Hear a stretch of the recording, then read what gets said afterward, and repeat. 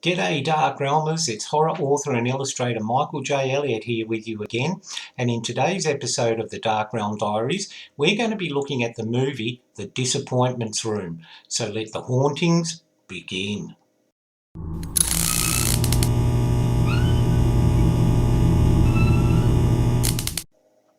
Okay Darkrealmers, this movie review was suggested by my editor and fellow YouTuber Christie Stratos. Now Christie has her own channel here on YouTube and she provides some wonderful tips and information for writers. Doesn't matter if you're a professional writer or write for hobbies, she's got some wonderful advice there. And if you're a reader too, you'll also get some great information from her site. And I've left the link to her channel down below in the comment section so you can check it out for yourself. So thank you very much for suggesting this movie, Christie. I hadn't heard of it before, and it's a fairly new release because it was only released in 2016. Well, The Disappointment Room stars Kate Beckinsale as Dana Barrow, and her offsider or her co-actor is Mel Raido, and he plays her husband David. And there's also another performer in there, and that's Lucas Till, and he plays David. And he plays Ben. And they're a good ensemble cast together. Okay, now what happens? The basic premise for the movie is that the couple decide that they need a fresh start, okay, because they've just suffered the loss of their baby daughter. So they move from the city to rural America. Now, straight away, Darkrealmers, I had my warning lights up. Not because I was judging the movie harshly or anything like that, but because how many times before have we seen this plot device, okay? It's been used so many times by Hollywood in movies, and it takes a really, really good scriptwriter to do something with it that's totally original and totally different. Now, as soon as that premise was established, I automatically leapt ahead and I thought, okay, now this can go one of either two ways. The wife, Dana, can either be very strong and she's become very capable, or she's become emotionally fragile, she's become a bit of a wreck, she's distant from her husband emotionally and sexually, and she very protective and clings to her other child, her son Lucas. Well, no surprises there. Yes, it was, my basic premise was right, that she was emotionally fragile, a bit distant with her husband, and very protective of her son Lucas. And she was also on antidepressant medication. Now, that's fine as a plotline, Darkrealmers, don't get me wrong, but it makes it so easy for the scriptwriters to become lazy. So if there's something going on, something a bit creepy in the house, of course, what's going to happen? No one's going to believe her, okay? And that's what I found a little bit of a problem with this movie, okay? Now, don't get me wrong, it had some great scenes in it. Kate Beckinsale is great, okay? But having, you know, that plot device that's been so overused by Hollywood, it makes it difficult for you. It's not that you don't feel sympathy for the character, but you already know this is where it's going to play out. There's going to be some creepy scenes, and you're genuinely going to get some frights from those, but you know, we're the only ones who are going to know what's going on is real. So that made it a little bit more difficult for me to get into the movie. Dana is an architect, and she's decided with her husband that they're going to do up the house themselves. It's very big and it's very old, and it needs a lot of work done to it. So she begins putting out post-it notes on the floor plans, and she gets some photos of the property from someone and goes through them. Now, the first indication we get that something is a bit creepy about the house is she looks out the window and sees a black dog, okay, very large black dog, and you think, oh, and of course she looks again and it's gone. The next scene where we get the chill factor is where she's in the garden and she hears rustling and growling and noises from behind the bushes. And she calls her husband and he says, look, we're in the country. It could be a raccoon or anything. Just get away. Now, as the movie goes on, they go and visit the town, the very small town, and make themselves known. And on one trip, Dana takes her son Lucas into town and she meets Miss Vicky.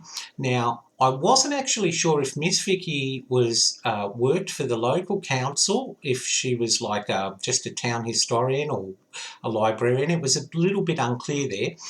But, you know, she goes and tells her about the property and so forth. Now, prior to this, Dana has gone upstairs and behind a very heavy old wardrobe, she finds a door. And after she's found the key, it leads to a large empty space. And she mentions this to Miss Vicky and says, well, you know, it's not on any of the plans. And Miss Vicky says, well, it sounds like what you've got is a disappointments room. And she goes on to explain that back in the late 19th century and early 20th century, people tended to hide away, you know, birth defects and so forth like that. And society did have a sort of agenda where those who were different were locked away in mental asylums and so forth like that. Now, the nobility and the upper classes used to, if they were, a pregnancy meant that a child that was born was somehow deformed or disfigured, they wouldn't want anyone to know about that, and they would basically lock the child up in a room. And of course it was fed and clothed and everything, but it had no social contact. And apparently, according to Miss Vicky, these children didn't live very long. Now, you may be wondering, oh, okay, well, that's a bit creepy. You know, that's a good storyline. Well, that's actually true. They were in existence back then, and it's a shameful thing, but they were in existence. And also, too, you might be interested to know that you've probably heard the term from, you know, Victorian films and books about a woman, and she's comfortable during her confinement. Well, in, you know, Victorian times and earlier than that, you know, you didn't see pregnant women wandering around. You know, it just, whoa, no, that's bit, no. And doctors often used to confine women to their bedrooms for the entire 9 months of their pregnancy. And they would basically just lie there, not moving and nothing to stress them or anything like that. And strangely enough, doctors used to believe that sunlight was bad for you.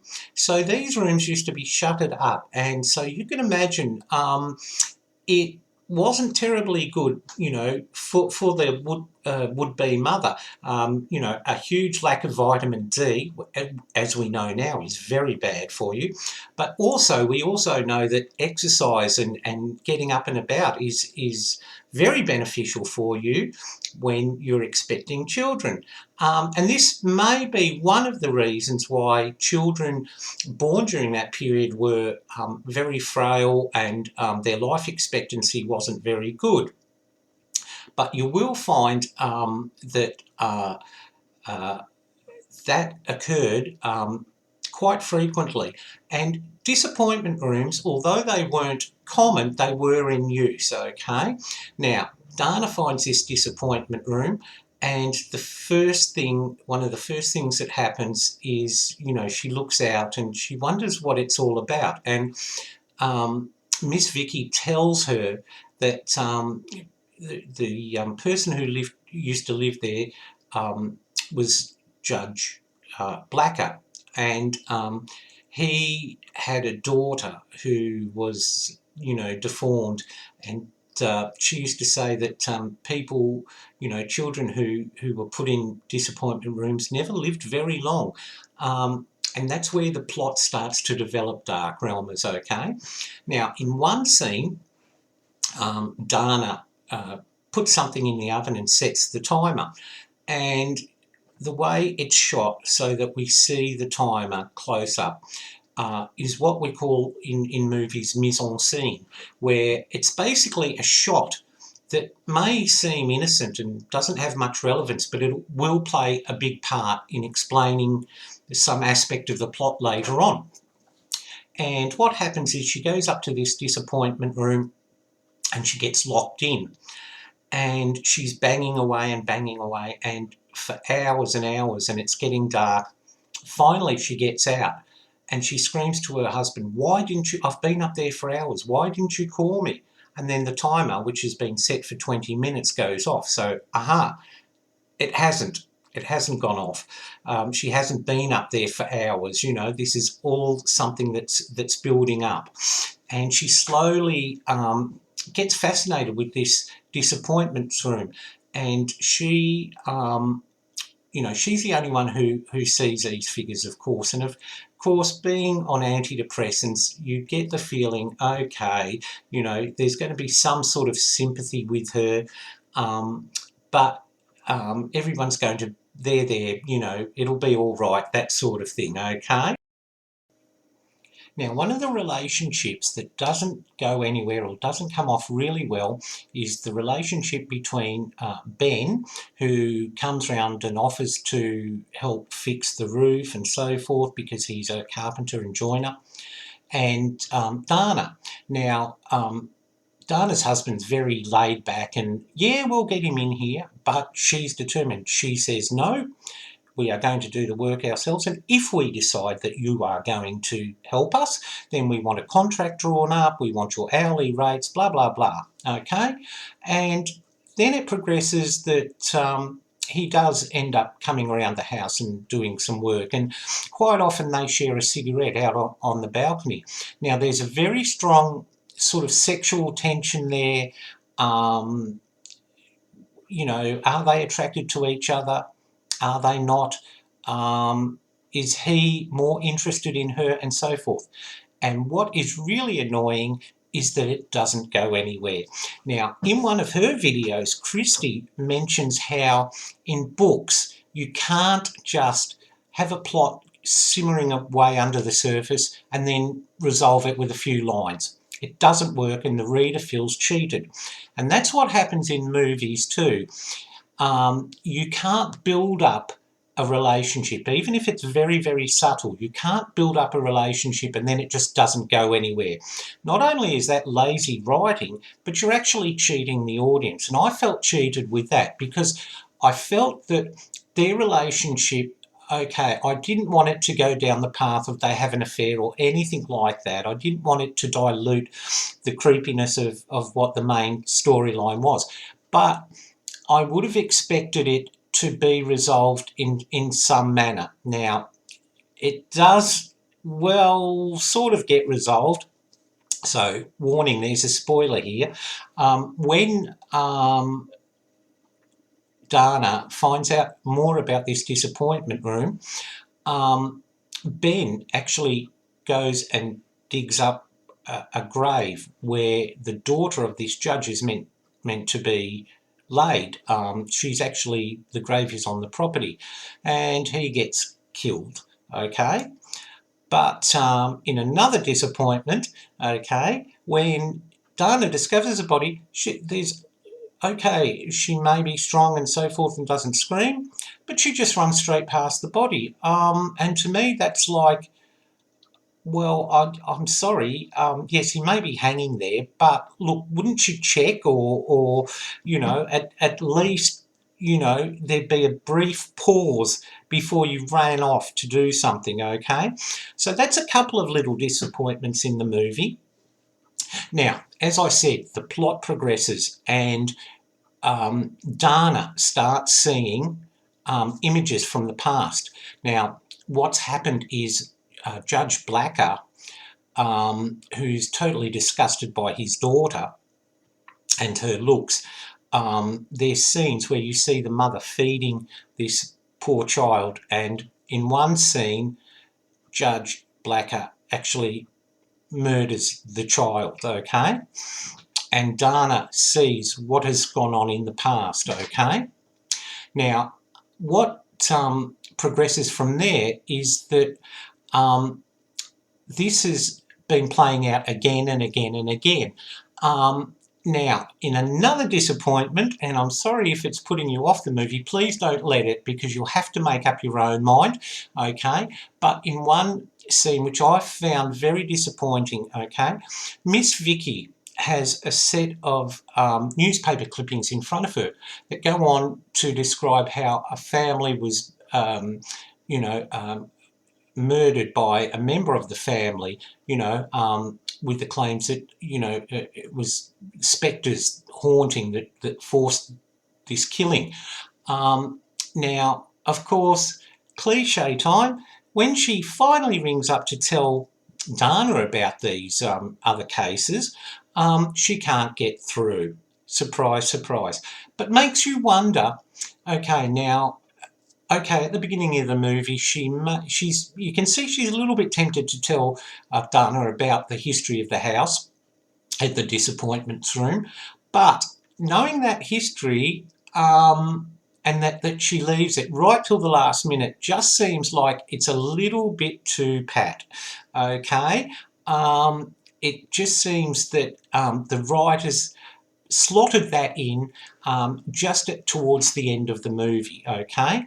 Now, what happens is that Judge Blacker is obviously, this spirit who's very possessive of his house. And he also, it's not explained really well, but for some reason, like even normal children, he doesn't want or doesn't understand them. And in one of the scenes, Dana actually goes down with a hammer, and she thinks she's killing Judge Blacker, but she's actually aiming the hammer near her son's pillow. And this is where things, start coming to a climax, Darkrealmers. And in one, there's also a little particular scene where this poor deformed child has got some little figurines, and one of them has fallen down a gully trap, and she fishes that out. And that's almost like it helps to release her soul, or perhaps, help strengthen her connection with this dead child. But I won't give you the ending, and I won't spoil it by that. But one of the letdowns of the movie for me was the ending, okay? It's like the writers built up this huge tension. You start to be concerned about the safety of the son, okay, because Dana sees the black dog out there, and she knows this black dog is sort of, almost like, even though it's a spirit dog, it's almost commanded by Judge Blacker. But the ending involves them driving away from the house, and you think, okay, well, nothing really got resolved with this, okay? We don't know whether the spirits are still haunting the house. We don't know whether Judge Blacker has been, sort of banished. We don't know whether they've actually reburied the daughter and to help stop the hauntings. So that was some of the disappointments in the movie. Now, the movie... there was one gentleman wrote, directed and produced the movie. Now, I always get a little bit wary when someone takes on all three roles, because it's a little bit like, well, from an author's perspective, it's a little bit like me writing a book, designing my own cover, editing it and then publishing it. I could probably do it, but I can't do everything really well. It's not my specialities. Do you know what I mean? And so when you find someone who takes on all three mantles of that, you find that there's some areas that are slipping. And I felt that the script could have been a lot tighter. Okay, now the direction was very good. Okay, it doesn't slacken off. The pace nicely builds. It really does nicely build. But as I said, without any pun intended, it did have some disappointments. The disappointment room. Okay. Now, an interesting fact was this was made by Relative Media, and they had just gone through a bankruptcy phase, and this was the first release since all the bankruptcy proceedings happened against them. Okay, and it's a little bit shame that while the premise is good, it's not one of their best efforts. Okay, now I've also got for you another bit of information. This is another movie that's actually based on supposedly true events. Okay, and I found for you, Darkrealmers, a great site called Hollywood.com, and on this site you can actually go and read the synopsis of the real events around this movie. You can also find scenes that compare the real Disappointments Room with the Hollywood version. And you can also find out the differences. For example, the real lady involved with these events had no children. And so that's a really interesting site. I've put the link down there for you to check it out. You might want to check it out before you actually watch the movie or after, just to see how much you find the movie more enjoyable after knowing some of the facts. Okay. Now, if you want to know more about the cast and crew, and watch the official trailer before watching the movie, I've put the link for the International Movie Database down there. Now, that's a great site where you can type in the name of a movie that you're interested in. You can find some facts and interesting trivia about the cast and crew, the scheduling, how it did at the box office and so forth like that. So there you go, Darkrealmers. I hope you've liked my look at the Disappointments Room. As I said, I can't give you too many plot details, but I hope you like the background that we had for you today. And I'd like to thank Christie very much for suggesting this movie, because I hadn't seen it, and I don't want you to think I didn't enjoy it. I did. I took all the flaws in it stride, and as a movie, it was chilling. It was very atmospheric. It's not out and out horror. It's more ghost orientated, am I losing my mind type movie. So I'm sure you're going to find something to enjoy in the Disappointments Room. Okay, well, thanks very much for joining me, Darkrealmers. I'm so happy that you've been with me for this movie review.